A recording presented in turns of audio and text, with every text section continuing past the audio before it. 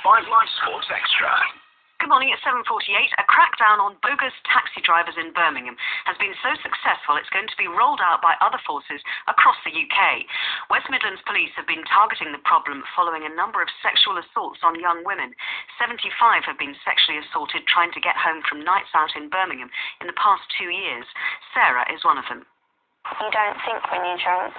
You just decide you're going home and getting the closest taxi to get home. You hear about stories, but I didn't think it was that common at all. And I thought you just have to be really unlucky. But it's shown to me that it's easy to end up in that situation through no fault of your own. You're just trying to get home. When I get in a taxi, that's when I relax. And I'm like, oh, my feet are hurting, so good to sit down, knowing that you're on your way home. And that's what I would have been like that night. It's like he'd planned as soon as I got in. He took me off to the complete opposite direction of where I'd have to go, but I didn't know the area, so I didn't know he'd gone the wrong way.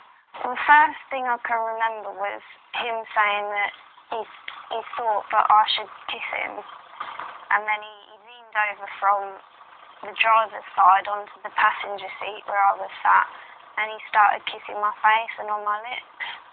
And that's when I started panicking, feeling really uncomfortable. I remember clutching the sides of the seat and just sitting there. I didn't really know what to do, and I just thought at that point it would have been best just to sit there and let him carry on, because I thought I'd end up in a worse situation if I fought and tried to push him away and stuff. It was a terrifying experience that Sarah had with an unlicensed cab driver. We can speak to PC Dave Humphreys from West Midlands Police shortly, but first the BBC's Inside Out's Anthony Bartram went out with the force. Anthony, you had a hidden camera. What particularly struck you on this night out that you had?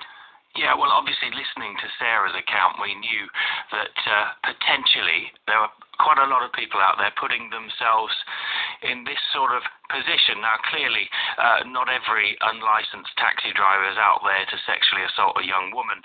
A lot of them are out there just to make a bit of extra money. But what I didn't quite appreciate, I think, was that by getting into one of these cabs, you're not insured because they're not insured to take you. So that thing really struck me, and I think, I thought, well, I've done that myself in the past. But I was out with the two teams on that one night, and within minutes we found drivers who were prepared to take us, and it was a very straightforward question that was asked. We'd asked the drivers if they were free and happy to take us, and we just got in, and there we went. And sure enough, within a few minutes, then with our tail car behind us, the motorcycle police, Mr. Humphreys, who you'll speak to in a bit, swooped in and pulled us over. And then the other real thing that struck me was we were sort of escorted then to a safe stop point where these drivers were questioned, and en route they clearly had quite a set patter to ask us to tell the police so they could go about their business. I mean, one of the cars that we got in was quick to tell us that we should tell the officers that we were just his friends and he'd picked us up at home, and he knew all about the fact that what he was doing was illegal, but was prepared to take such a gamble for effectively a £10 fare. Now, the police are telling us that they're coming down very hard on these drivers with the council, and they're risking their livelihoods as well. Dave Humphreys, let's bring you in here. What are you doing to try and get over this problem? Good morning.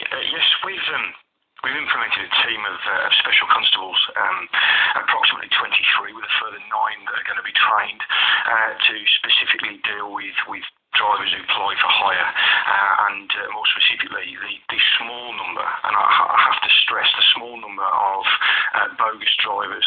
The one thing that we're eager to say here is not to create widespread panic, to say there are hundreds and thousands of bogus drivers picking lone females up off the street, but the officers that within the West Midlands Police that we've trained up are there to deal whenever we've got operations, whether it be in the day or in the night time, to target drivers that are clearly out plying for hire.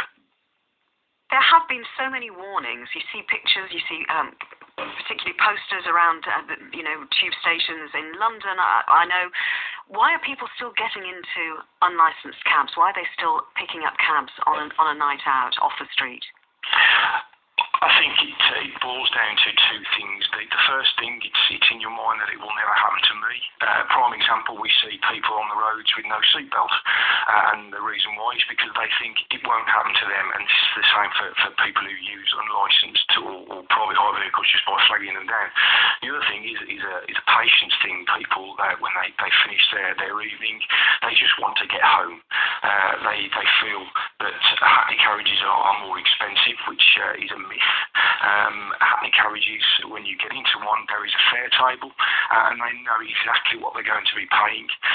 Whereas with a private hire or a bogus driver that's out to make a quick buck, they will charge absolutely anything they want, because the majority of the time the people who get in these vehicles are intoxicated. And the drivers will take advantage of the fact that that person's intoxicated, knowing that if they can charge them £25, for instance, we had one in the city centre that asked for a 1 mile journey and was charged £25, and that's purely because the lad was intoxicated.